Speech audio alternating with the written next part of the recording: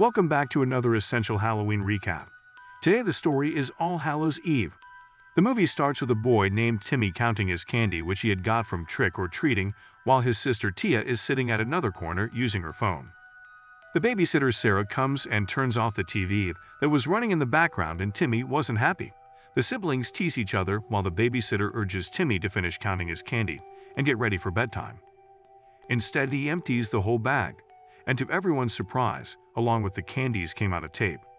As curious as the boy was, he takes the tape and rushes to play it. The babysitter tried to stop him since she did not know the content of the tape, but the siblings didn't care and played it anyway. The video contained 3 parts of different horror stories. They play the first part. The scene starts on Halloween night. A young woman sitting alone on a train station. She uses the restroom to freshen up and returns. Then a creepy-looking clown appears. Paying no attention to him, she sits down, but the clown had a different agenda. He gave her a flower filled with cockroaches. She was terrified and tried to run, but failed to do so as the clown grabbed hold of her and injected something into her that made her pass out. In the following scene, the woman wakes up. She is in a room in a tunnel. She is tied to a chain. With no luck, she screams for help. She notices that there are 2 other girls. They're also chained. They tell her that it's hopeless. The woman introduces herself as Casey and tells the others that they need to try to escape. Then, suddenly one of the girls is pulled into the darkness. Casey and the other girl freaks out. However, they muster their courage and try to walk towards the chain, and they soon find the point where the chains end. As Casey uses a brick to try to break the chains, a deformed, bloodied, and bruised figure comes behind the other girl and kills her. He uses a butcher's knife and attacks Casey. Luckily, the butcher knife hits the chains and frees Casey. She runs for her life and finds another person. She begs for help, but turns out he was one of the bad guys too. "You have just the worst luck, Casey." The scene changes. Casey is tied down in a room. But this time, the room is filled with weird-looking monster witches. A pregnant woman is also tied. Some of the witches approached her and cut open her belly and collected her blood. They'd offer it to someone who looks like a demon. He drinks it and then moves towards Casey, unclothing himself, and is about to do the most vile thing. Then, suddenly Sarah, the babysitter, stops the video and says this is too violent and scary, and makes the 2 siblings go to bed. Sarah puts Timmy to his bed and goes to check up on Tia. She is scared. She asks Sarah if everything they saw on the tape was real or not. But being the adult, Sarah assures Tia that all these are make-believe. She tucks her in and leaves. While the kids are all in bed, Sarah goes to the living room and watches some TV. But nothing was interesting enough, so she put on the tape again.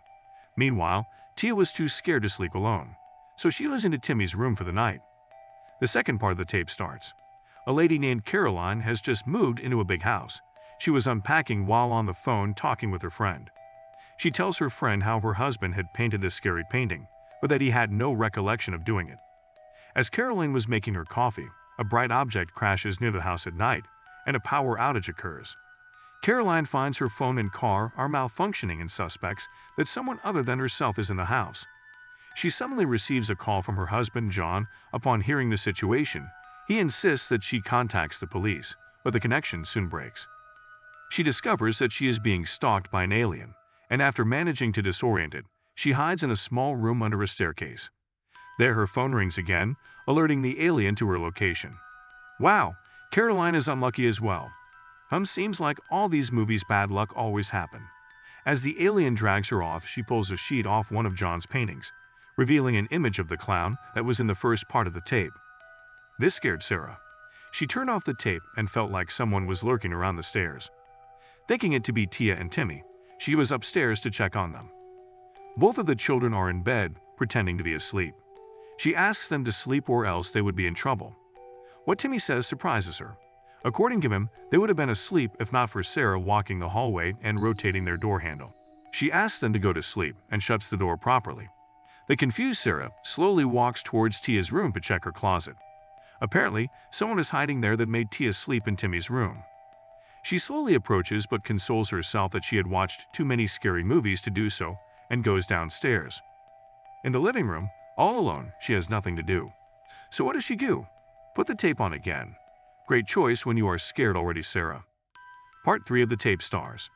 This time the scene is an empty night road. A car is driven by a woman who looks relaxed.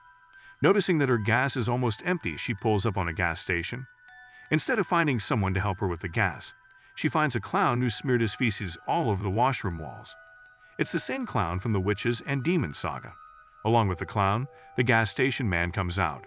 He is shouting at the clown for his actions and threatens to call the cops if the clown doesn't leave. Seeing the threat and also the woman at the station, he goes his way. After this, the man helps the woman with gas and also with directions. Apparently she was lost. They were almost done when suddenly a noise came from the building within the station. The guy goes to check up on it. The woman couldn't wait anymore, so she goes in. While searching for the man, she hears a sound coming from a room. As she opens it, she finds the clown sawing off the man's head with a hacksaw blade. The terrified woman ran out and drove as fast as she could. She called someone begging for help. The more terrifying thing was that the clown that she just saw at the station was standing by the road asking for a lift. She puts her foot on the accelerator and loses control. Luckily, she didn't crash. But that's where her luck ended, as the clown suddenly appeared in front of her again. She frantically drove and searched for help. Suddenly, she noticed a car parked by the road. Thinking it to be of help, she stops the car. What she found, there was no help but a person with their wrists cut off and face bashed in. This terrifies her even more, and she runs back to her car and drives away. This time, she was not alone, as the clown was in her rear seat, and he tried suffocating her to death. She slams the brakes, saving herself, and gets out of the car. She runs into the forest and hides in an abandoned house, but the clown finds her as he claws out of the ground and beats her up. Luckily, she manages to stab the clown in the eye and stabs him in the back with a knife and escapes. Back on the road, she finds another passing car and gets on. She screams at them to drive as fast as they can, but soon the clown in the woman's car catches up to them. He shoots the man dead and the car crashes. The woman wakes up in what seems to be an operation room. She is in a trance at first, but soon notices her surroundings. There are bloodied operating instruments everywhere, and the clown is laughing at her. She is screaming. For now, she notices that her limbs are cut off. The clown is also curved in curse words on her skin. Sarah is scared. She tries to turn off the tape, but it doesn't end. After several tries, it shuts off as the clown is staring at her through the TV.